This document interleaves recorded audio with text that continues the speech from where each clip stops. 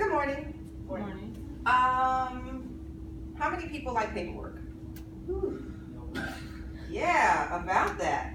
Paper and paperwork may seem cumbersome, and they make a lot of clutter. However, paper may be invaluable, but the words on the paper last forever. When you're born, you don't remember when you're born. You don't even remember how you're born unless you have great parents who remind you every year on your birthday how much pain you caused when they came out. However, when you go into the hospital, there's admission paperwork that your parents have to fill out before you even set foot on the hospital table or in the hospital itself, because they need to make sure that you know all of your rights and you have to sign over everything to them so they're not held responsible for what happens to you during that time of need. After you go through the labor pains, well, your mom goes through the labor pains rather, she is put on a table. There's charting done for labor and delivery because they have to know how far her contractions are apart, whether or not your heartbeat is well, and whether or not her heartbeat is well to see if they have to do a C-section or how far along she is during the labor process. After that happens and you're pushed out into this grateful world, they start putting your feet prints on paper, they get your handprints, they take measurements, they write all of this stuff down on paper. Now the paper that they write it on isn't worth anything, but the documentation of your birth is worth everything. Why? Because you have to be born and they have to document it. So after you're sent out into the world with your birth record and your mom's discharge papers, about 30 days later, you get a birth certificate, if it's ordered.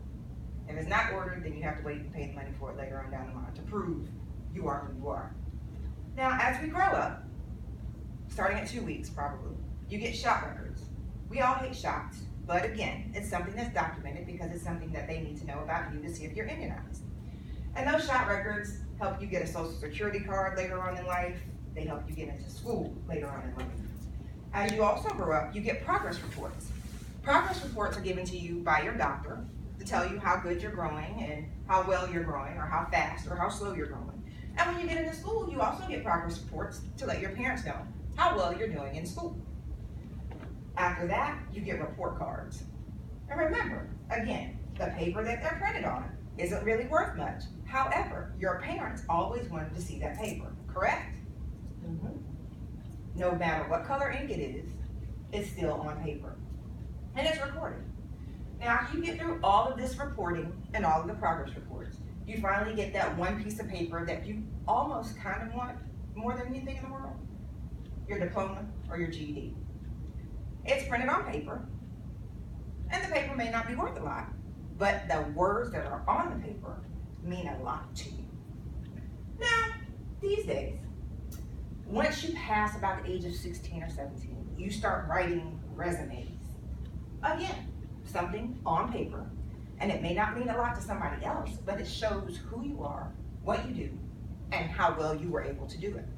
So you shop around your resumes to get a job, then you get a paycheck.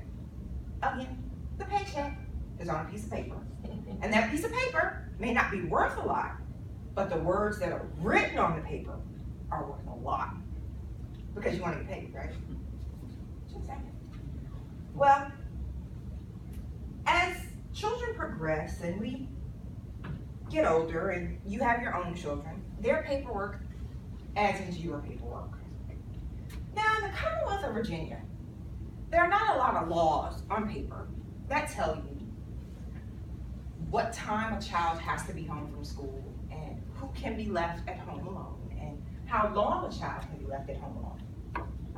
In the Commonwealth of Virginia, there are not a lot of things written on paper about what a child has to eat daily or how many pairs of clothes a child has to have or how many pairs of shoes a child has to have.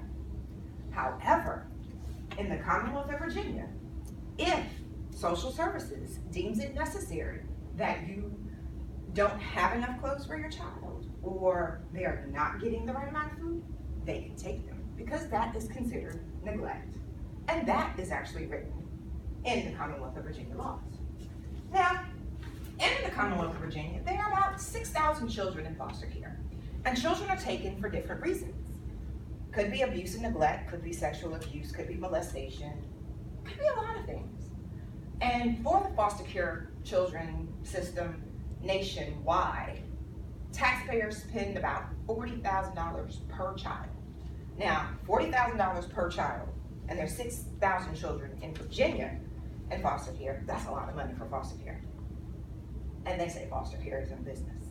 Well, Virginia is also the state, even though it's a Commonwealth, that has the longest waiting line for foster care. So some children go in at 6 weeks, some children go in earlier than that. Some don't even mature out of foster care because they're graduated at 18 and they're off into the world on their own. Well, August 9th, 2011, social services took my children. They told me that they were home alone too long. At the time, I was working 3 jobs, trying to make sure that they had everything that they needed. I had to fight for 2 years to get my children back. During those 2 years, I got 2 hours every Saturday to see my children.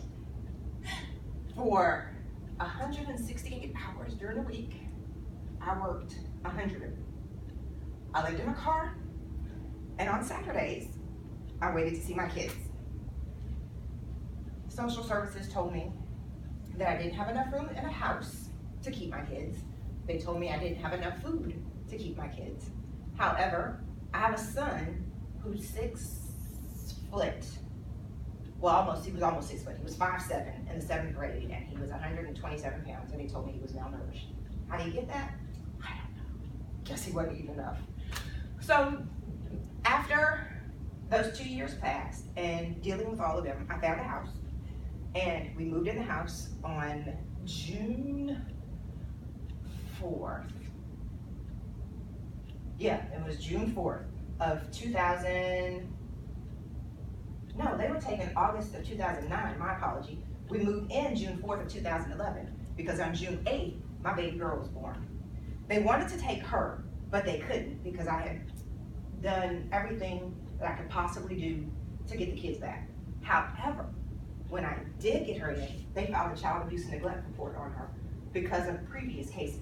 Although they had no founded substance, no founded anything because she was just born, there is a mark on my record for a 2-hour-old baby for child abuse and neglect while I was still in the hospital. I was not able to see her without somebody being in my presence or nurses being around. But I have her back, and we're all happy, and she's 4 and in school, and she bugs the crap out of me. And sometimes I wonder, should I give her away? Of course not, because she's mine. I'm just kidding. But all of these papers and whatnot, I think this, is it source? Did you tap the black screen? There we go. Tap harder. There. Out of all papers, I think these are like my favorite because these are my custody papers from the Commonwealth of Virginia giving me back my children. So, papers, again, they might not mean anything to you. And papers may be cumbersome and cluttered, but the words on those papers are priceless to me.